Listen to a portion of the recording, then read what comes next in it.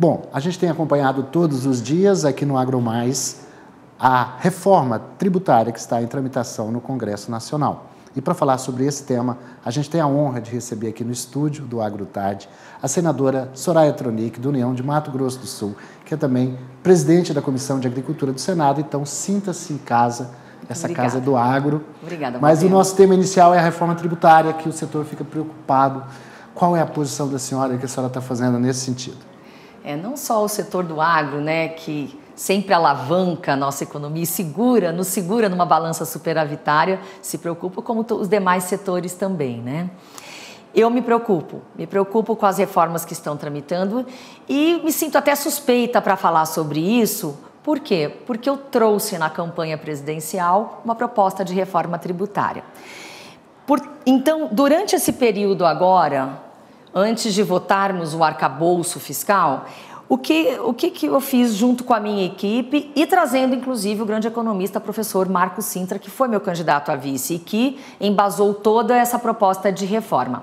Nós estudamos a nossa reforma, reformamos a nossa reforma, adaptamos para que ela consiga tramitar até mesmo conjuntamente, como nós temos a reforma proposta pelo senador Oriovisto, acho que é da PEC 41, então a nossa não colide com ela de forma alguma. Eu, particularmente, sou contra a PEC 110, então eu estou ingressando nesta semana com uma proposta de reforma tributária que traz aquilo que nós divulgamos amplamente na campanha presidencial, a proposta do Imposto Único Federal.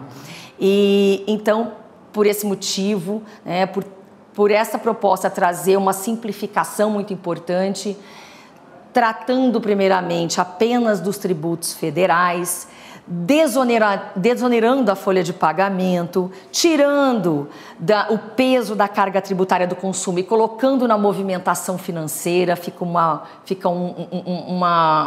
reforma tributária mais justa, para todos os brasileiros e, com certeza, o agro vai se beneficiar, sim, e muito. A gente tem observado o presidente Arthur Lira conversando com os governadores. Ontem os governadores estiveram aí.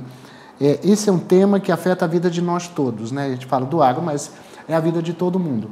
A simplificação, ela é perfeita. A senhora defende a unificação ou a simplificação desses impostos. Mas o setor se preocupa com o que vai acontecer internamente com questões que são muito regionais. A senhora, por exemplo, vem de um estado que é muito forte no agro. Então, o que poderia dizer de tranquilidade para o produtor rural com relação a essa proposta que está sendo debatida, senadora? Dizer que o produtor rural está sendo colocado como um grande... O setor rural, né, em geral, está sendo colocado como um grande... com bastante atenção, um foco especial, principalmente porque eu sou membro da FPA também. A própria FPA, com o nosso presidente Pedro Lupion, está trabalhando em uma proposta para reduzir todos esses serviços que estão ligados ao agronegócio, uma série de questões. Está propondo uma grande redução. Então, eu acredito que nós precisamos conversar sobre isso e, sim, considerar o agronegócio como um setor que necessita, sim, de uma atenção especial. Afinal de contas, é ele que sempre salva a nossa economia. E também leva alimento para a mesa dos brasileiros. A senadora é presidente da Comissão de Agricultura. A gente não pode deixar de perguntar para ela sobre os temas de interesse do agro que estão lá no Senado, muitos parados lá há algum tempo. Tem a questão do licenciamento ambiental, agora está no marco temporal. Eu vi que na audiência a senhora pediu para ser a relatora. Já está certo? A senhora já vai ser a relatora do marco temporal? Eu avoquei, porque eu presido a Comissão de Agricultura e Reforma Agrária e eu distribuo as propostas legislativas para os senadores relatarem. Mas, em especial, a questão do marco temporal, eu fiz diferente, eu abri uma exceção e avoquei a relatoria para mim. Já havia conversado com o presidente Rodrigo Pacheco, porque ali dentro da comissão eu tenho esse poder de determinar, mas a Comissão de Agricultura e Reforma Agrária vai apreciar esse projeto do marco temporal, depois ele vai para a CCJ. Então, não é terminativo conosco. Mas nós queremos trabalhar dentro de um texto que não irá ser modificado na CCJ e que também a gente consiga entender se os dois lados dessa história, né, produtores rurais e os povos indígenas, estão satisfeitos com a proposta que veio da Câmara. Aprecio muito, o relator foi Arthur Maia, meu colega deputado. mas eu não deixarei de deliberar antes de ouvir todas as partes. Então, já tenho encontros marcados com o ministro da Agricultura e justamente para entender, junto com o Poder Executivo, quais são as propostas. Por quê? Porque nós precisamos ter certeza também de que o governo está interessado em indenizar aquelas pessoas que perderam suas terras em invasões ou questões, eu não quero adentrar muito, mas isso é importante. Por quê? Porque nós temos direitos fundamentais em colisão. Não podemos esquecer que nós garantimos a propriedade privada. As terras demarcadas deverão ser indenizadas. E existe uma proposta tramitando na Câmara sobre isso, e eu quero deixar atrelado e amarrado, né? Além do mais, nós temos também um pedido de vista, cujo prazo está correndo lá no Supremo. Eu ia tocar nesse assunto com a senhora, porque esse julgamento ele foi interrompido e todo mundo ficou de olho ali no voto do ministro Alexandre de Moraes, que sinalizou um entendimento, assim, algo um pouco diferenciado do que o Supremo vinha sinalizando no passado. A senhora acha que o voto do ministro sinaliza mesmo para algo que possa caminhar de uma maneira mais harmônica com o Congresso? Eu acredito que sim. Nós estamos vendo um momento onde todos os poderes estão conversando para que nós não tenhamos essas avalanches de processos dentro do Poder Judiciário. Então, nós temos que chegar, já que vamos deliberar sobre o assunto, que possamos deliberar em conjunto dentro de um entendimento, uma interpretação constitucional à altura que esse assunto merece. Com segurança jurídica, não é isso mesmo? Com certeza, porque se não tivermos segurança jurídica, nós ainda afugentamos os investimentos no nosso país. Então, quando você deixa desabarcada a propriedade privada, isso é sério.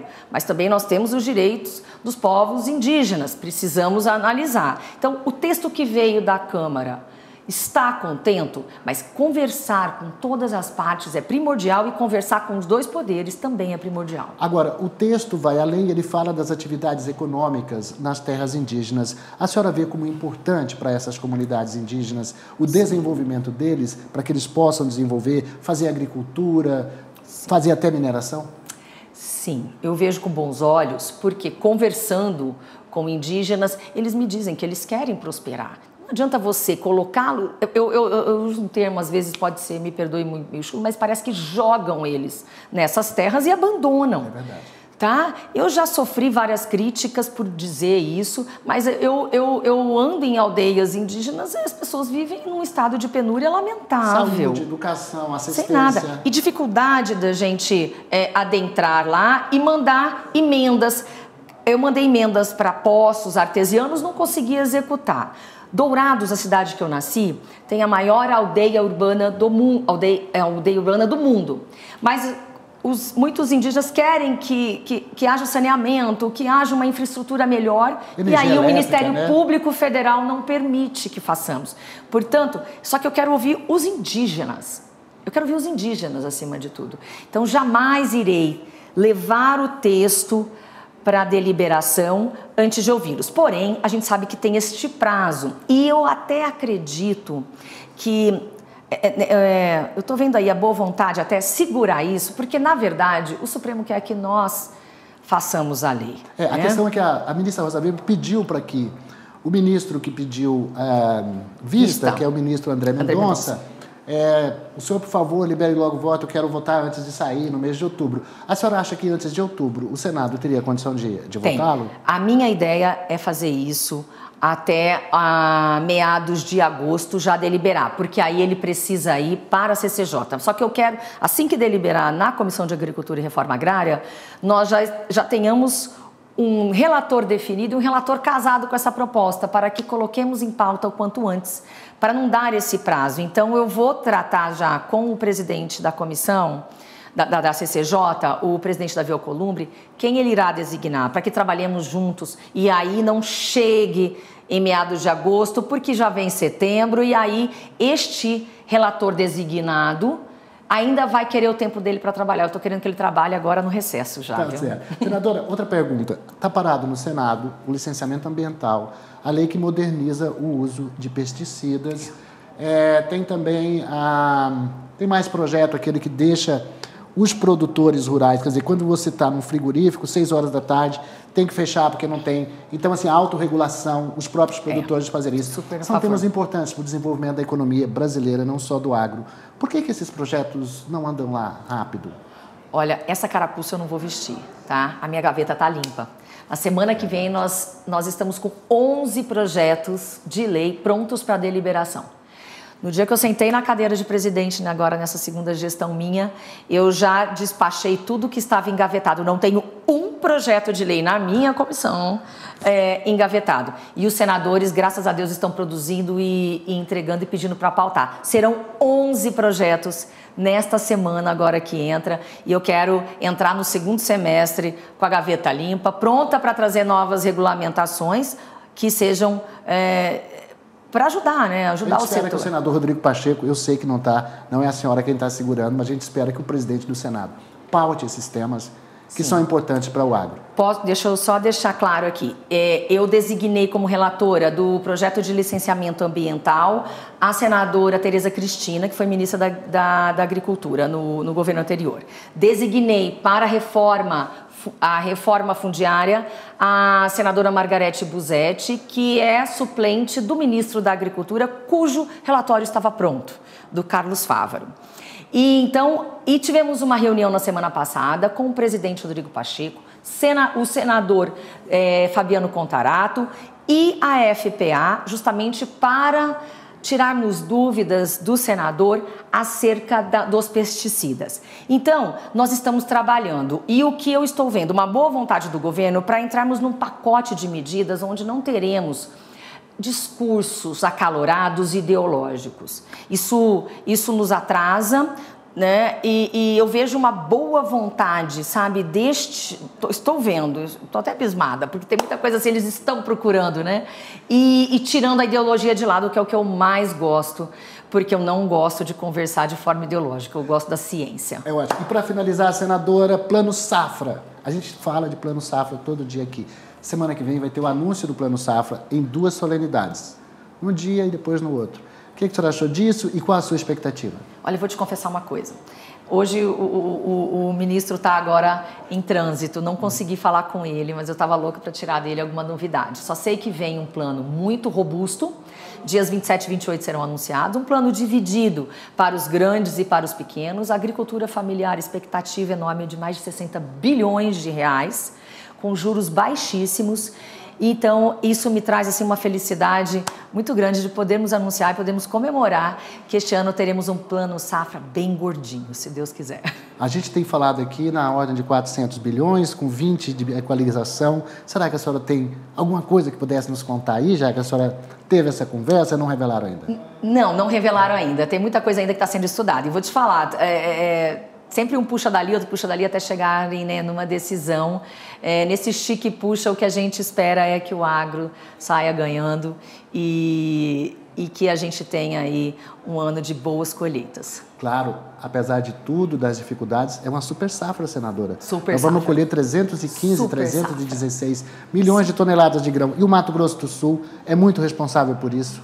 Graças a Deus. E engraçado que todos os anos nós aumentamos, né, a nossa produção, sempre batemos, né, o recorde. E eu recebi uma comissão de parlamentares, recebi inclusive o neto do Mandela, parlamentares da África do Sul, nesta semana lá no meu gabinete, e que são da Comissão de Agricultura lá da África do Sul, vieram copiar as boas práticas brasileiras. Então nós somos referência no mundo e queremos sim ser referência agora na boca de todos os países desenvolvidos, né? E que respeitem o agro brasileiro acima de tudo, respeitem o nosso produtor rural, que é um produtor responsável, não podemos nos apegar às exceções. E sim, né, um novo momento, o que depender de mim, não sou da base do governo, mas eu me coloquei para ajudar em tudo que for necessário. Então, eu decido palanque e eu não estou vendo nesse momento sigla partidária nem nada. O que eu quero é entregar um bom trabalho. Senador, muito obrigado que agradeço. Por essa entrevista da senadora Soraya Tronic, do União de Mato Grosso do Sul, presidente da Comissão de Agricultura do Senado, relatora do Marco Temporal das Terras Indígenas lá na casa. A gente vai finalizando aqui a edição do nosso AgroTarde dessa sexta-feira. São 4h55. O AgroTarde fica por aqui. Obrigado pela companhia aqui no AgroMais, o seu canal dedicado ao agronegócio. Obrigado também pela audiência. Continue aqui acompanhando a nossa programação do AgroMais. Fique agora com o jornal AgroMais, 17 horas, com a Simone Garcia. Um abraço, bom final de semana. Feliz São João, né? Muito e obrigada. Até semana Feliz que vem. São João. Um abraço. Muito obrigada, foi um prazer.